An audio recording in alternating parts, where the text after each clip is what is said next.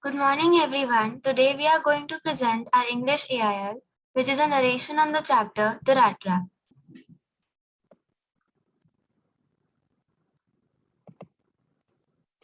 Once upon a time, there was a man who went around selling small rat traps of wire for a living. His business was not profitable, so in order to survive, he had to resort to begging and petty thievery. His clothes were in rags, his cheeks were sunken, and hunger gleamed in his eyes. The world had never been kind to him. His life was sad and monotonous. One day he was struck by an idea that the whole world was nothing but a big rat trap. Just as pork and cheese serve as baits in rat traps, the world offered lands, clothes, foods, joys, and riches to the trapped people. He was mused to think of some people who were already trapped and some others who were trying to reach the bait. One dark evening, as he was trudging along the road, he saw a grey cottage on the roadside. He knocked at the door and asked for a night's shelter. The owner of the cottage was lonely old crofter. He wanted someone to talk, so he welcomed the company. He gave the peddler hot porridge to eat and tobacco to smoke. Then he played the cards. The crofter was generous as well as trustful. He told the peddler that he had cow and sold milk and cream. He also told him that he had received 30 kroner as payment the previous month. Then he took his pouch and showed him the money and hung it back on a nail in the window frame. Next morning, the peddler and the crofter both left the cottage. After some time, the peddler came back to steal the money that hung like a bait on the window pane. He smashed the window pane and stole the money. He felt pleased with his smartness. Then he realized that he dared not continue on the public highway. So he took to the woods. He walked and walked without coming to the end of the woods, and finally he realized that he had only been walking around in the same part of the forest. The whole forest seemed to him like an impenetrable prison from which he could never escape. It was late in December. Darkness increased the danger and also his gloom and despair. He sat down on the ground as he was quite tired when he heard the sound of hammer strokes. He summoned all his strength, got up, and staggered in the direction of the sound. He reached the forge where the master smith and his helper sat near the furnace waiting for the pig iron to be ready to be put on the anvil.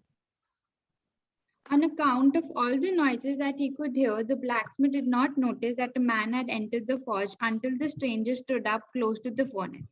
The blacksmith glanced casually and indifferently at the intruder, who had a long beard, dirty and ragged, with a bunch of rat traps dangling on his chest.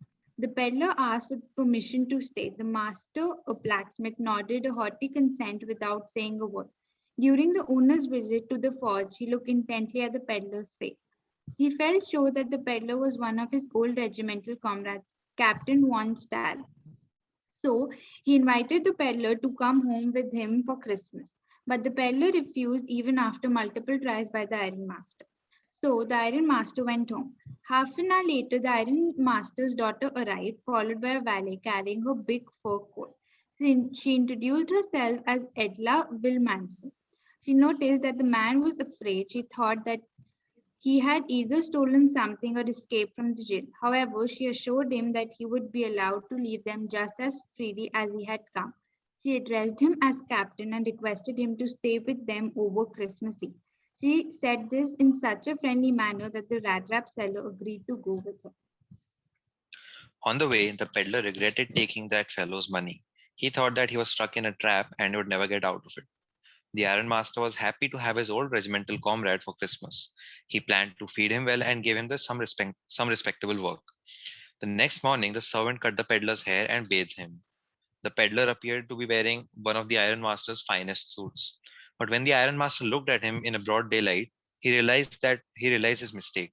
The peddler was not the captain. He was angry that the man had deceived him, and he even thought of handing him over to the sheriff. The peddler said he never pretended to be someone he wasn't. He wasn't willing to go to the Iron Master's house in the first place. The Iron Master told him to leave at once. Edla did not like that her father was asking the poor peddler to leave. She thought it was unfair to turn away the man to whom they had promised Christmas cheer. She convinced her father to let him stay. Edla served food to the peddler. In the evening during the Christmas party, he was given some presents which he was grateful to receive. She also assured him that if he would like to spend the next Christmas Eve with them, he would be welcome. The next morning, the ironmaster and his daughter got up early and went to the Christmas service. They drove back at about 10 o'clock. At church, they learned that an old crofter of the ironworks had been robbed by a man who went around selling rat traps. The ironmaster feared that the peddler might have stolen things from their house. As the wagon stopped in the front steps, the valet told the ironmaster that the stranger had left. He had not taken anything with him at all, but he had left a package for Miss Wilminson as a Christmas present. On opening the package, she cried with joy. He wanted to show Edla that the guest she had honored was as honorable as the captain and not a mere thief. In the package, she found a small rat trap, and in it lay 3 wrinkled 10-kroner notes. There was also a letter addressed to her.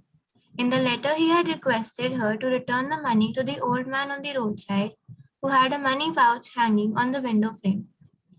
The rat trap was a Christmas present from a rat who would have been caught in this world's rat trap if he had not been raised to the rank of the captain.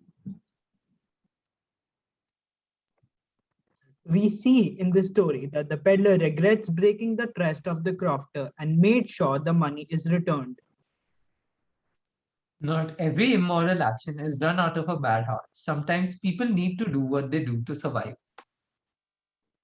Even a thief or people who have done worse can be reached if treated with respect and shown care.